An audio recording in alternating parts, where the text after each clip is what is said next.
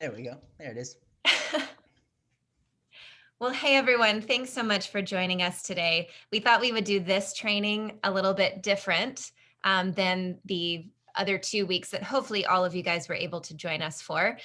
If you were not, the first week, June 1st, was taught by Victoria Hicks, who is our LPC and soon to be LMFT, which is incredible. She taught on the topic of generational parenting. It was so good. The week after that was led by Robert Vore, who's our APC and really our resident adolescent therapist. And he's got so much to say on this topic today. He taught on raising a teen with big emotions. It was fantastic. I know you guys ate that up, had a lot of good questions. But today, for this discussion, we thought because there's so many different ideas, and this is such a important topic for so many of us, we thought we would just all get together and have a comfortable conversation just among us therapists, talking about social media and boundaries with our phones for ourselves, for our family, and especially with our teens. So before we jump into that, I would love for us to just introduce ourselves really quickly because some of you might be new to this one and didn't get to meet us in the previous weeks. So Robert, could we start with you? Can you just tell us a little bit about who you are and what you specialize in? Yeah, absolutely. My name is Robert Vore. As you mentioned, I'm an APC, so I'm a therapist, obviously here. I specialize primarily with adolescents and young adults, so kind of 12 to 30 age range, things like anxiety, suicidality, life transitions, social things, stuff like that. Awesome. How about you, Victoria? Yeah, I'm Victoria Hicks, and I'm a LPC and AMFT, soon to be fully LMFT, like she mentioned. And I work a lot with clients with anxiety, and I work with a lot of couples. So I do emotionally focused therapy with them, and I also work with missionaries, and a lot of those things, and things like communication, relationship issues, grief, spirituality issues, a lot of that with my clients.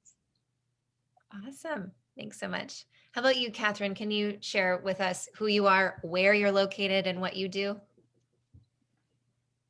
Oh, you're muted. I have to be the first one to break the ice that way. I'm Katherine Kessler. I'm the Lawrenceville site director, and I'm an LMSW. I've worked for many years in grief and loss, but currently mostly working with women 18 or older in the areas of anxiety, life transitions, grief, loss, and spirituality. It's a bit about me. Awesome. Thanks so much for being here. How about you, Frank? Yeah, my name's Trent Collins. I'm an associate licensed marriage and family therapist. I work at the Lawrenceville location as well. I work with families and couples, adolescents and adults. I kind of fit everybody in, but a lot of my work is relational. So in relationship to each other and families, and then also like spiritual relationship, kind of spiritual direction work as well. Love that. Okay, and last but certainly not least, Miss Sylvia Collins, will you share who you are and what you do? Yes, absolutely. I'm Sylvia Collins. I'm in the process of finalizing my associate license as a clinical mental health counselor. I love to do work with people who have mood and anxiety disorders, who are processing through a life transition, have some maybe trauma or family of origin dynamics they want to process, codependency, boundary work. And I also work with adolescents and adults, mostly with the adult population. And yeah, that's me. That's awesome. Thank you guys so much for being here. This is going to be such a valuable conversation. Guys, this is us. This is Cumberland Counseling.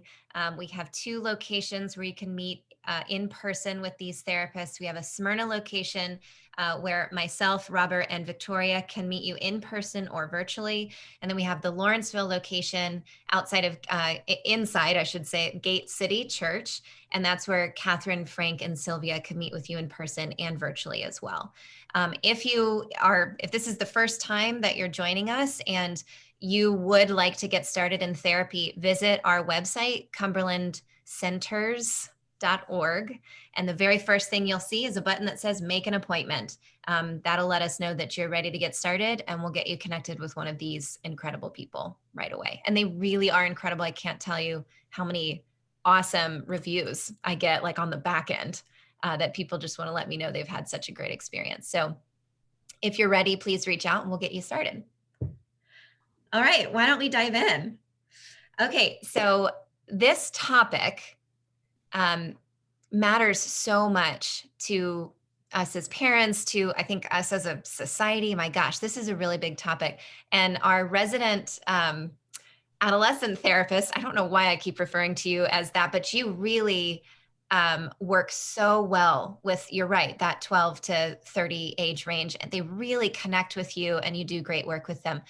Can you just share with us off the top of your head your thoughts on social media and your thoughts on the phone, anything like that? Yeah, I think what's interesting, right, is it's so easy to come into these types of conversations from kind of the assumption of social media is bad, phones are bad, right? Like that kind of vibe, which I definitely understand. As you know, we see obviously more and more on our phones, things like that. As new things develop, it's easy to kind of them to shock us a little bit. I think what I was hoping to do in kind of setting the framework for the conversation is to say, I think we can have a more nuanced conversation. And I actually think that's really important, right? If I were to say, hey, Alex, what's the impact of eating food on teenagers? Right? You would say that's a wild question. What we need to talk about is what types of food, how often, are we doing things in moderation? How does that make you feel? That's different for everybody, right? And so I think we can have that type of a kind of nuanced conversation in terms of, okay, how are we using technology? How are we using different social medias, different things like that? And to talk about it in terms of like, what are the positives? What are the benefits? What are the negatives, right? Like all those types of things. And so to kind of set the framework in that way, as opposed to kind of coming purely from like this is bad, what do we do kind of stance. I love that. Yeah, it's funny because when this topic opens up, it usually does open up in the negative. In fact, we as a group were coming up with some questions, and all the questions we put together kind of had that like negative spin on social media. And it was actually Robert who came back and said, I don't think we should set it up so that it's so negative. It should probably be a little bit more, for example, what are the pros and cons of being able to connect through social media and having this much access to media? What do you guys think? What are some pros to having this much connection? I feel like if we were having this conversation even 2 years ago, could have potentially looked a lot different. But I think our experience through the last year with COVID has really highlighted, I think, a lot of the benefits of social media and just technology in our phones.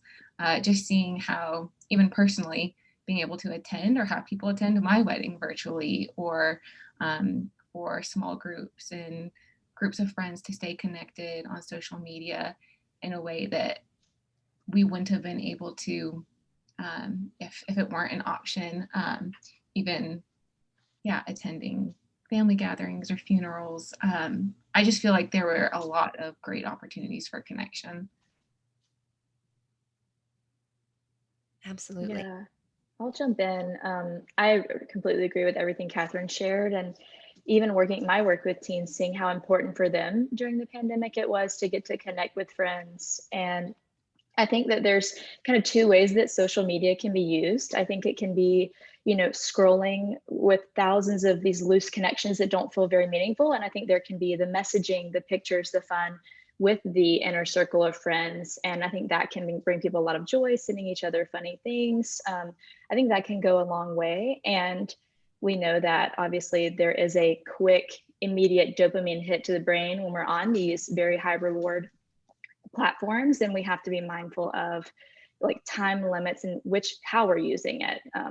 But even to throw in another con, I've worked with some teens with nonverbal learning disabilities, and so similar with them, and ones maybe who may have an autism spectrum diagnosis. It can be a great way to connect without that barrier of the anxiety of what if I miss the nonverbal cues? How I just think it can be, there's more benefit in certain ways that we don't always think about, because we are hearing a lot of the important caution to it as well. So I just wanted to add that in, that when used appropriately, I think it really can be helpful, and we've got to continue to work on those low dopamine activities to counteract, if we're doing an hour on the social media, hour reading a book, doing a hobby, so that the brain gets that more delayed gratification as well, to kind of create that balance.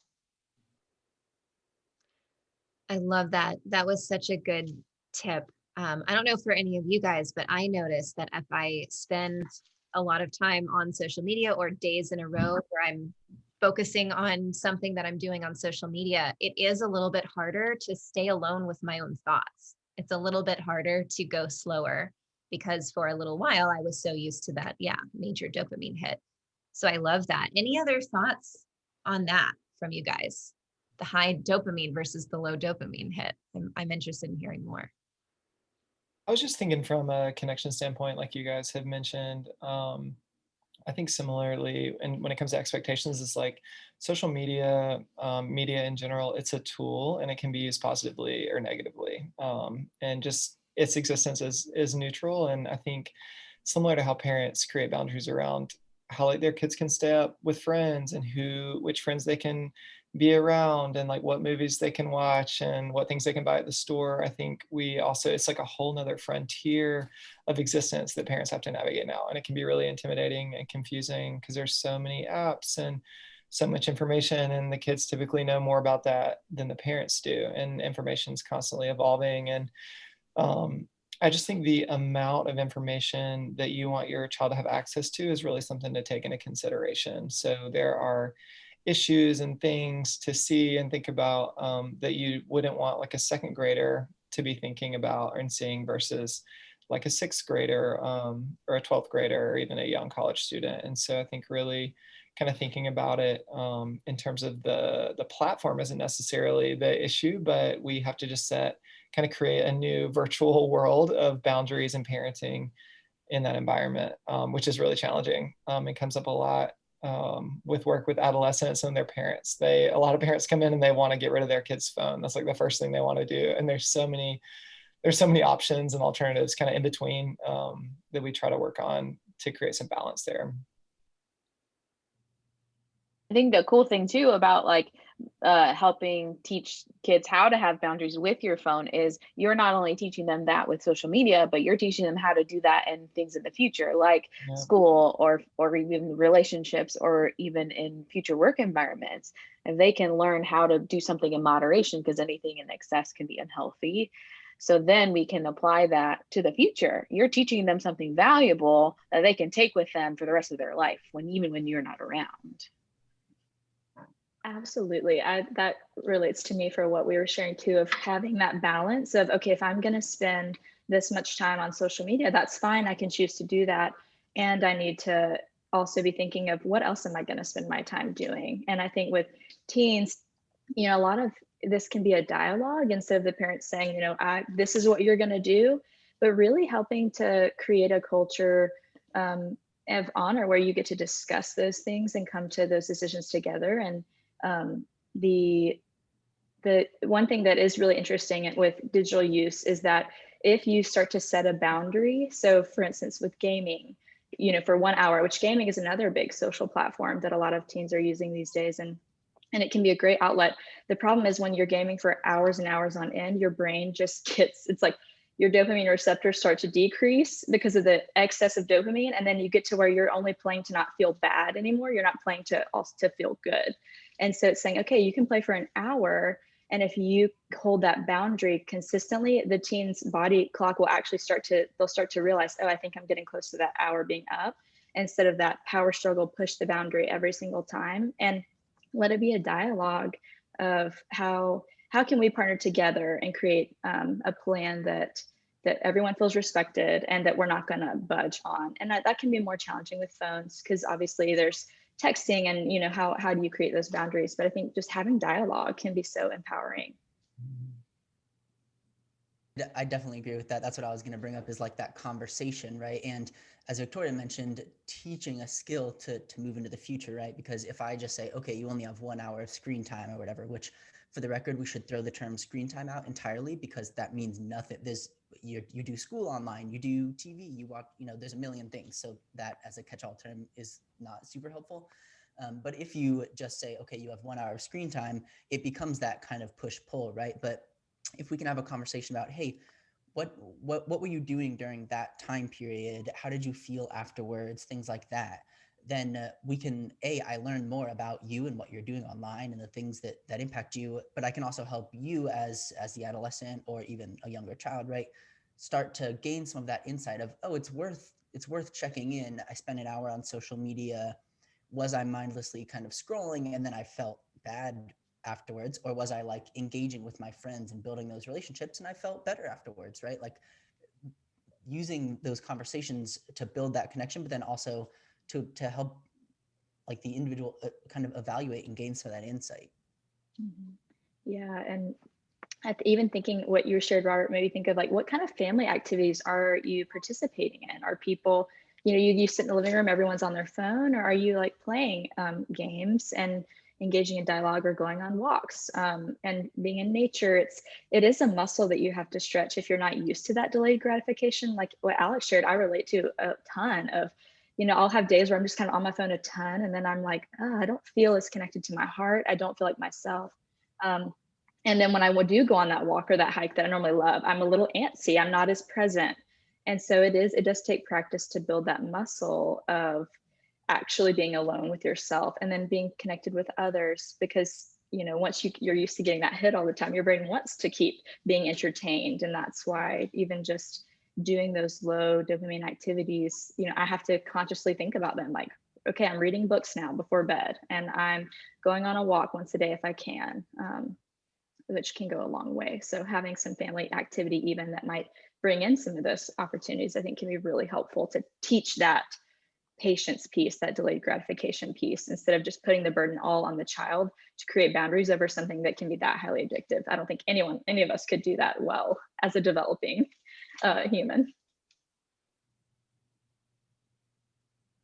I think it also starts like when the kids are as old enough that they can pick up the phone and start, because used to babysit, and I've had kids that were like 2 or 3 would be picking up my phone and knowing what to do. I'm like, how did you learn that? Right. So it starts that young too, like watching what are the boundaries and what's the moderation look like, and teaching them that sometimes they can't have some things. They're going to have to learn that this is what's okay and what's not okay, and experience the conflict of that a little bit too. Yeah, I'll add that I babysit a lot, or did throughout my graduate program. And I would sometimes find myself like, the kids are seeing me looking at my phone the whole time. If I'm like waiting for texts from the parents, or just they're busy engaging in something, so I'm checking my email. And anytime they need my attention, I realize like, wow, they're having to like break my attention from my phone. So even that was a wake up call of, what am I modeling, even for these children that aren't my own? But I think it's important to think about. So I think, thanks for bringing that up, Victoria. It's convicting for me too, because I'm like, man, it's what I'm showing too. Absolutely. The do as I say, not as I do thing is completely, it's debunked. I don't know if that's the right way of putting that, but that is not a thing. Do as I say, not as I do. That's more of a fear-based or control-based parenting technique. We as children, we absolutely learn from what we see our parents do. Whatever they say to us, we're going to pick up little bits here and there, but generational, trauma, if you will, generational hardships come through what we see mostly. So, and I think I've got a 2.5-year-old. I think about that all the time. If he's, I was with him a couple of days ago this week, homesick. And if I'm sitting on the couch with him while he's sick and cuddling with me, and I'm answering emails on my phone, or on social media or whatever I'm doing, probably for work and for, my own satisfaction as well, he's watching all of that. And there have absolutely been moments where he'll turn around and see me do that. And then I notice that he sort of detaches a little bit, and he wants more of a connection with me and he doesn't see it in that moment, I have to almost like say, wait, baby, I'll be right there. And that is not a good feeling. So he's seeing that. And that's how our children really are learning from us. They're not really learning from what we say all the time. They're learning mostly from what we do, what we model.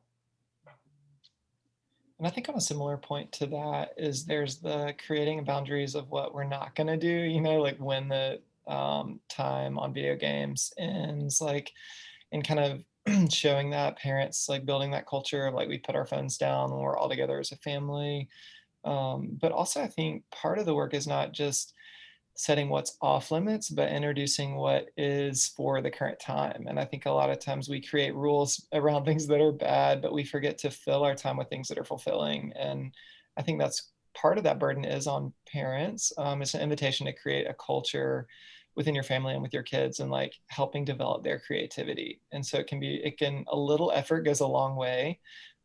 Sometimes kids are just really bored, and that's why they gravitate toward what's easy and accessible, which is typically always going to be electronics, because there's so much stimulus. It's so interesting. It's always available, but it takes a little bit more effort to like paint or to like set up a time to play with the kids who actually live across the street, you know, and a little bit of parent effort can go a really long way in doing that. And so if you're experiencing pushback as a parent around some of these boundaries, sometimes it can be helpful to create a new opportunity to invite your kid into, to kind of get them on board, to cast a vision for them that they can believe in and one that is attainable. So if you get out the supplies, if you invite the other friends over, if you engage them in a new activity, listen to music together, make dinner fun instead of just the routine, the kids are going to be a lot more likely to kind of buy in and really start to use that. That will become their culture as well. I love that. And even before you said the word bored, I had jotted it down because I wanted to bring that point up that a lot of times we run from boredom because we do have the opportunity to get so stimulated so quickly. And boredom is like the birthplace of creativity. And I think what Frank shared is really important, that parents can kind of springboard that for children, and just even saying like, all right, from, you know, this time to this time is outside time every day. And kids may be like, what am I going to do? But if you let them sit in that for long enough, they come up with things to do. And that's where that I just think that they can come alive a little bit, and actually having this space to be bored. Because if you don't, you don't really have that ingenuity and those ideas spark up. So I just want to throw that out there too. I'm having to work on that for myself, of how do I let myself be bored and sit still when I want to just watch a show or go find something fun to eat, or, you know, adventure in a million different ways, and to actually just sit there. And then think, oh, I think I'll go sew something. You know, it can be whatever it is for that person. So thanks for sharing that. Yeah, and I feel like something that a few of y'all have already touched on is just being more mindful with social media. So even before opening up the app or the program, like, why am I, you know, asking ourselves, why am I going to social media right now? Am I bored? Am I looking to connect? And, you know, what's the purpose behind it? And then again, as y'all have touched on, you know, how is this making me feel? And just having a more mindful approach to engaging in it, and seeing, you know, sometimes it could be really helpful and connecting, and then other times it's not as beneficial. And I think teaching that to children as well, and having those conversations around it, and just asking and checking in with them, with their experience with social media. Is it bringing up jealousy? Is it because they're bored? Are they, you know, what kind of emotions are being evoked from their engagement on it? I had a similar conversation with my husband a few months ago, where I revealed to him, I think I recognized that it was probably in COVID when there was a lot more, you know, social media time, which was excellent in so ways. And for me, I said, I think I'm going to social media when I feel anxious, because I want to drink in social media, or I want to consume something so that I don't have to feel those feelings. And I would notice that anytime when I became mindful of it, I would notice anytime those feelings came up, my hand would immediately go to my phone, and the feeling would come up again. I would, you know, distract myself. It would come up again. I would immediately pick up my phone. So I love what you were saying, Sylvia, just teaching the skill, and it starts with you. You have to become aware. You have to practice it first. One thing we as therapists say is you can only go as deep with someone as you've been willing to go with yourself. The same is true with your kids. If you're noticing an issue with your kids, take a moment and reflect with yourself. See if that's an issue with you as well. Practice allowing yourself to feel your own feelings. Become aware of what your feelings are in a given moment. I know Robert, all of us talk about this. Robert has an idea for, wanting to have like a feelings wheel on your keychain or something. So it's like accessible all the time. That's a great start, truly, is to put a feelings wheel, laminated if you can, all over your house. Have one in your kid's bedroom, have one in your bedroom, have one in the kitchen, in the living room, so that you guys can practice in a moment going to a list of feelings to develop a feelings vocabulary and asking, what is it that you're feeling right now if you're feeling drawn to social media or drawn to your phone over and over and over again? And you might find that there's actually something you need to spend a little bit of time with. And then once you've spent a little bit of time with it, then go back and truly connect or truly explore or truly research whatever it is. But parents, it really does start with you having that insight with yourself to be able to teach that to your kids. Yeah, and I think one of the important aspects of this is shifting from like the tendency towards judgment to like curiosity, right? So right there, you could have said, "Oh, I'm on my phone too much. That's so terrible," which wouldn't probably have helped. It would have made you feel worse, right? So you say, "Okay, interesting. What's happening here?" Right? And using that same kind of posture towards our kids, right? Instead of like, "Oh, you're always on your phone. Get off that," right? Hey, what why, what are you doing on there? What, are you interacting with friends? Are you, are you using it for a connection? Because that's a positive thing. Are you, things like that, which accounts for some like recognition of this is hard for all of us, right? Like I'm 30 and when I'm bored, I immediately open Twitter, right? Like if I move the icon on my phone, I accidentally like by default open whatever went in its place, right? And that's like, oh, yikes, And so if it's hard for us, right, like as an adult, like you're bored, you turn on the TV out of default, right? Then of course it's hard for developing brains, for people that have grown up with this, right? They were born into this. Most of us here, like, in middle school, we all got phones or whatever, right? Like now there's 2 or 3 year olds, right? My son is 3. He knows how to operate a tablet, right? Like that's wild. But so of course that's difficult. And so can we respond with curiosity and compassion, both towards ourselves, but also like to the people we're parenting? I think it's important to mention too that just we are such social beings and we are meant to connect. And this last year, I think just to name, a lot of people have probably felt to some degree loneliness, and maybe in a way that they hadn't recognized was loneliness, because we are still getting this connection. We're on Zoom, yet are we having meaningful conversations? Are we sharing vulnerably how we're doing, how we're feeling? And it can be hard when we know the rest of the world is going through similar things and everyone's got their own stuff going on. And even just helping, I think, ourselves, our teens, our kids name like, oh, I think you might be feeling lonely, if that's going on, and recognizing that you can have a shallow form of connection that's not really going to fill the cup. And that can happen kind of loosely with social media. And again, we've named the benefits and how that connection can be vital, and just recognizing, wow, I think I need, to have a spend the night party with a friend if I can, or if it's safe, or to see someone or meet up for coffee, and to just name that it's normal for people to feel lonely in this last year that has been a pandemic, and to name that, especially when it might not seem as stark obvious as lonely before pandemic would have seemed like.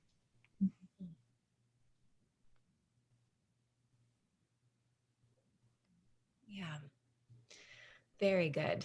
This was a great discussion. I know there's so much more that we could talk about. In fact, I really, social media is so good in so many ways. People really do connect around the world, around the country, even just with people kind of in their hometown or in the next town over. For example, Robert Vore up there, you see that he has this like fancy microphone. He has this fancy microphone because a lot of his time is spent hosting a podcast called CXMH podcast. It's fantastic. It stands for Church Intersecting with Mental Health. Check it out if you want to. I was starting this counseling program a couple of years ago and was starting to lead some classes and just diving into as much education as I could on the topic of blending faith with mental health. I didn't grow up as a Christian, so that was still new for me, how to blend these two things. I started listening to podcasts, reading articles, things like that, and I stumbled upon his.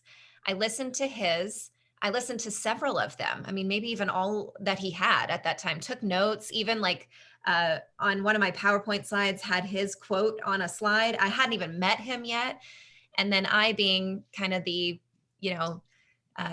person with gumption maybe that I have, just decided to reach out and say, hey, I heard, and this is so creepy, but I heard that you live in Decatur. I'm in Smyrna. We're doing the same thing. Would you like to get coffee and see if maybe we don't have to reinvent the wheel together? We can maybe collaborate. We got coffee.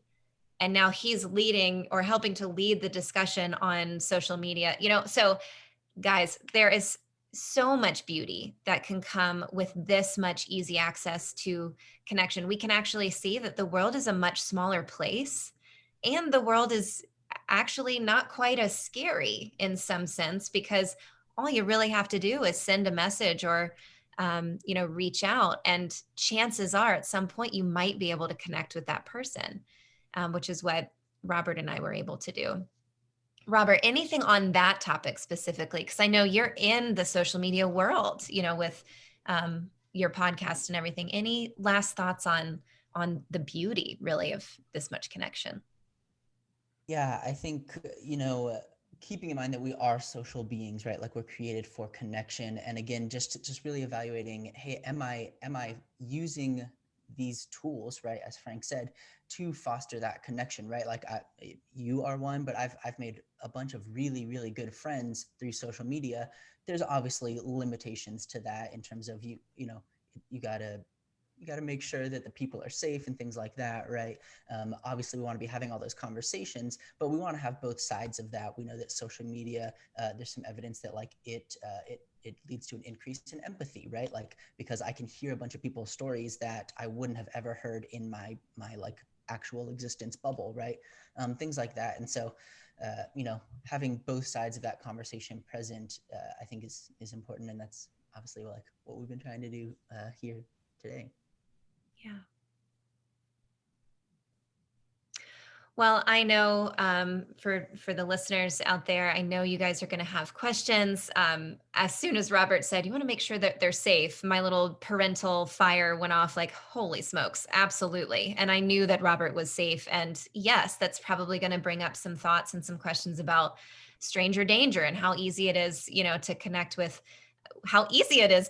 people who might not be safe. I'm sure that's a thought as well.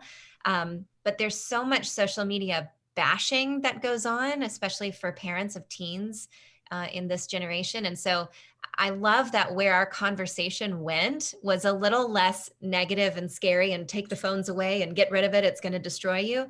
And a little bit more, guys, this is a tool. Just like, eating a healthy, balanced diet, that's a tool to be healthier and to be successful in life. This is just a tool. The ripping the phone out of the hand is probably not going to bring success, but having open, collaborative communication, getting a little bit more intentional about feeling your own emotions and plugging in with what's going on with yourself so that you can teach that to your kids. That's where we're heading. And that's where the start of what good, healthy boundaries with social media and the phone, that's the beginning of that conversation for you and your partner and your family. So any last thoughts on boundaries or anything like that? And then we'll close up and get ready just to accept your questions if you guys have any.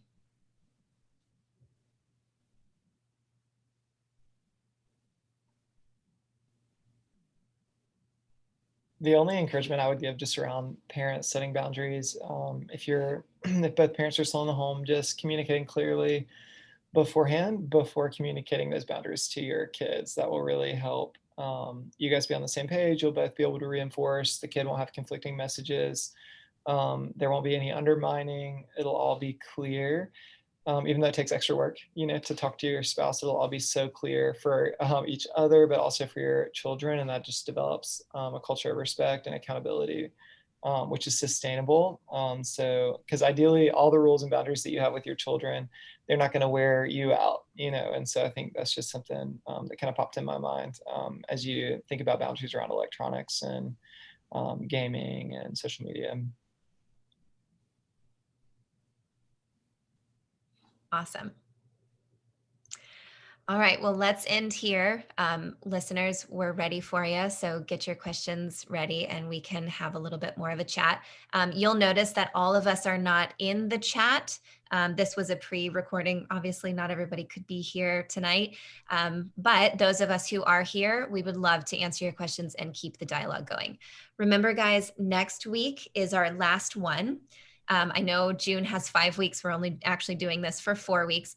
Next week is our last one, and it's going to be on healthy sexuality and, gosh, the topic of easy access pornography. That's actually led by me. I got voted out off the island, I think, and had to take that one. And I love that I did because it was, I think, a good discussion. So come back next week, be here for that. If you were not here for the first 2 conversations, let us know and we'll make sure you have access to those. Thank you, counselors, for being here. Thanks for all the work that you do. Yeah, let's keep the discussion going.